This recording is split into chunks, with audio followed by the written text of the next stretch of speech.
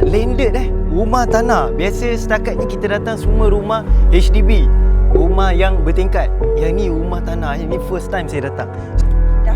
Dafi, you duduk sini? Ya. Okey, boleh tak kita tengok rumah you? Boleh. Okey, jom. Oi guys. Ui, bapak style. Okey, assalamualaikum. Oh. Salam dari Kuala Lumpur. Assalamualaikum. Saya tengah rolling salam dari Kuala Lumpur. Kita ada jumpa Oh, okey guys. Assalamualaikum. Ini ada jumpa. Assalamualaikum. Ya, salam. Wah, guys, ini first time saya datang rumah landed di Singapura. Rumah orang Melayu Selamat Raya. Salam dari Kuala Lumpur, Malaysia. Dari Kuala Lumpur. Dari Malaysia.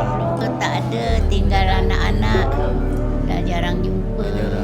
Yang bangsa maju tu dah berapa tahun juga. Tapi Yo, besar rumah dia. Lama.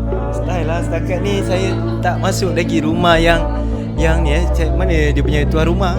Dan kan saya nak tengok suasana saya first time datang rumah landed di Singapura. Kita masuk ada hallway ni. Ni semua my mom's collection lah.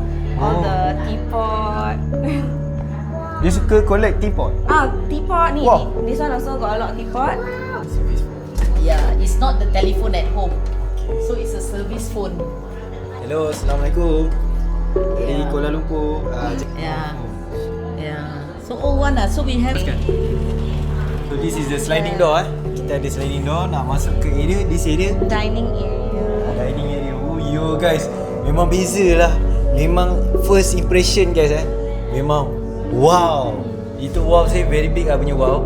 Nombor 2, dari segi keluasan tu kita nampak sangat-sangat luas very big. Saya nak bagi shout out kepada Loader Jack. Loader Jack sebab bantu tolong filmkan. So korang boleh tengok kat sini